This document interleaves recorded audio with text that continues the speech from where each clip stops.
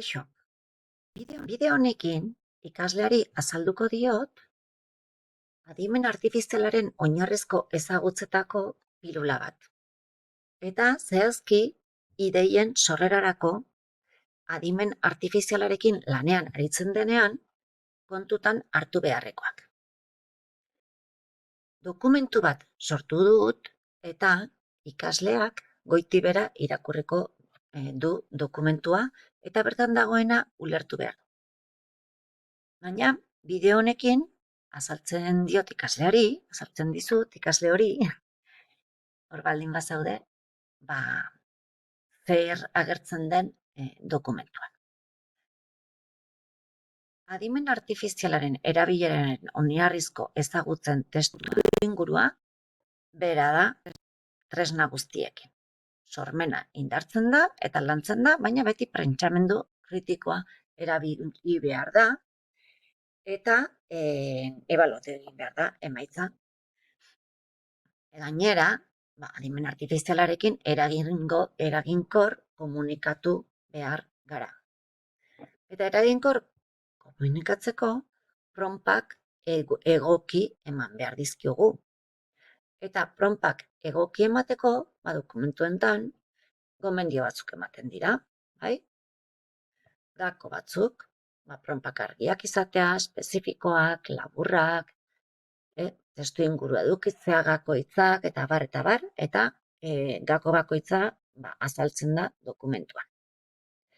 Gainera, adimen artifiziala eta kontzientzia digitalari buruzko hainbat gako kontutan izan behar ditugu. Bai? Eta oso importantea da jakitea adimen artifiziala sortzen dituenak balioetan jarri behar direla eta ikasleak balioetan jarri behar dituela, adimen pertsonala eta irizpideak erabiliz. Segurtasun tratamenduari dagokionez, kontutan izan behar dugu, hemen aukeratu ditugun bi tresna, bai, eta ez ditut aipatu, baina dira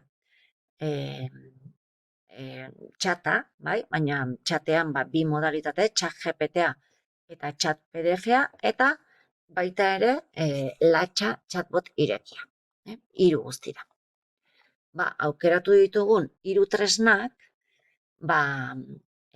ze erabilera daukaten, bai segurtasunaren eta datuen trataeraren inguruan, 14 urtetik beherako ikasleen legezko tutorei baimena eskatu behar diegu, baina gure kasuan ez da egongo horrelakorik klasean, eta 14 urtetik gorakoei ikaslei baimena eskatu beharko diegu, erabiltzeko modu anonimoan eta pseudonimoarekin erabiltzeko esango diegu, eta gero adimen artifizialak ikasle hori ez identifikatzeko moduan, eta ez da erregistrorik behar txaten kasuan, txat GPT eta txat PDF-aren kasuan, naiz eta erregistro bidezko erabilera ere badaukaten, baina guk gomendatuko diegu ez erregistratzeko, aldiz latxaren kasuan derrigorrezkoa da erregistratzea. Gero aipatuko dut puntu hau berriro. Hizkuntza txikien trataeraren puntu hau ere azaltzen da, eta euskara erabiltzeko gomendioa egingo digu. Hasiera batean behintzat. Gero emaitzaren arabera, sakondu behar baldin badute, edo hobetu behar baldin badute emaitza hori, eta euskaraz ez bada posible, hizkuntza aldatu dezakete. Edo gomendatzen diegu hizkuntza aldatzeko momentu horretan. Jasangarritasunaren inguruan, adimen artifiziala neurriz erabili behar da oso kutsakorra delako.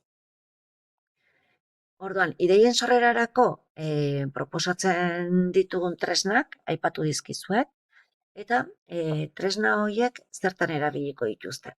Informatika eta komunikazioko ikaslea dira, mikroinformatika sistemak eta sareetako ikasleak, 16 eta 18 urte bitartean dituzte, eta egin behar dutena da, eskatuko diegu, lan elkarrizketa baterako, ohiko galderak, galdera sortak proposatzea.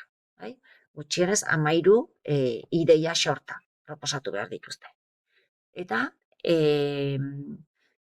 txat GPT-ak egingo duena da, proposamen horiek, iturri orokorretatik hartu, berak dituen iturrietatik, eta aldiz, txat PDF-ak egingo duena da, guk ematen diogun dokumentu batetik hartuko du informazioa. PDF bat emango diegu ikasleei, lan merkatu eta lan bilaketa prozesuari buruzkoa, eta hortik hartuko du PDF-ak informazioa. Bai? Latxaren kasuan, aukera daukagu chat GPT-aren erabilera berdina egiteko. Orduan, tresna banan-bana azaltzen dira dokumentuan, beraien chat GPT-aren funtzionalitatea, adibidez hemen, erabilera, eta hemen informazio bilaketarako erabili genezake, eta beste, baina gure kasuan, idatzizko testua sortzeko izango da. Harpidetza eta doakotasunari inguruan, erregistratu gabe erabiltzeko izango diegu ikaslei, eta euskara erabiltzeko. Chat PDF-aren funtzionalitatea, hemen azaltzen da, erabilera hemen azaltzen dira, gurea posible da, eta harpidetza eta doakotasunen chat GPT-aren berdina. Latxari dagokionez, latxa da euskarazko hizkuntza eredu ireki bat, bai? Baina derrigorrez erregistratu egin behar gara. Hau, ikerketa batetik sortua da, baina trebatzea komeni zaigu, beraz, erabilerarekin egingo genukena da, latxa bota trebatu eta tresnaren hobekuntzan, eta kasu honetan euskeraz sortutako tresna bat denez, euskerari edo gizarteari ekarpena egingo genioke honen erabilera eginez. Zer egin nezake latxarekin?